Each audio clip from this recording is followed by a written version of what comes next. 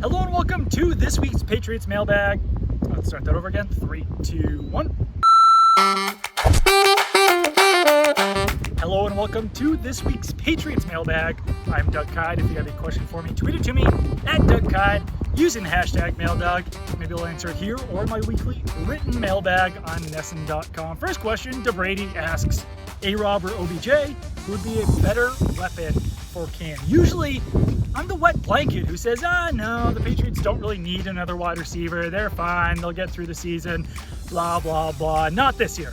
I think the Patriots need another wide receiver. Their top three options right now are Julian Edelman, banged up with a knee injury, only played half the Patriots' offensive snaps in week 1. N'Keal Harry, 2019 first-round pick, still needs a little bit more seasoning in this offense. And then Damiere Byrd, who actually led Patriots wide receivers in snaps in week 1 and wasn't targeted. So among those two players, Allen Robinson and Odell Beckham Jr., both of whom have been sort of floated out as trade candidates for the Patriots, I take Allen Robinson. I think he's got a little bit more upside at this point.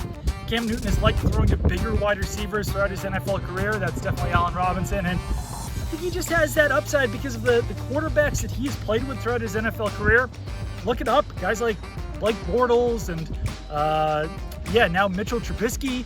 Not exactly the prettiest group. The second question here comes from Hunter, who asks, if the rookie linebackers or free agent linebackers play well this year, could that mean a trade of Hightower, which would save cap as well? Dante Hightower, one of the Patriots players who opted out for the 2020 season, along with guys like Patrick Chung, Marcus Cannon, Brandon Bolden, Matt Lacoste.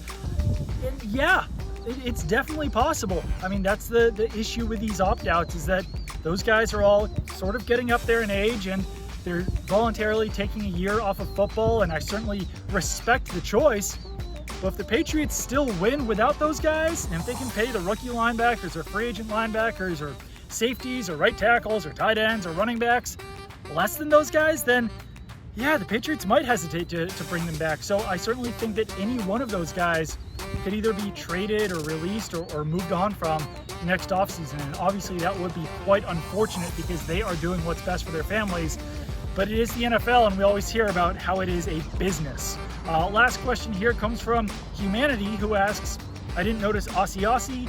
How do you envision his role progressing throughout his rookie year? Yeah, Devin Asiasi didn't do a whole lot in his Patriots rookie debut, but I do see that role progressing. I think that it was really tough for rookies to get acclimated this summer. It was just way too quick, no preseason games, training camp was even truncated, so it might take a while for the Patriots rookie tight ends like Devin Asiasi and Dalton Keene to get up to speed. Until then, we'll see Ryan Izzo as the Patriots starting tight end, but Patriots certainly hope that guys like Asiasi and Keene will contribute more down the line. And I think that at this point, Asiasi probably has the better chance to emerge as a starter as a rookie over Keene. And I do still like Asiasi's upside. I'd like to see the Patriots use him a little bit more now in week 2 against the Seattle Seahawks.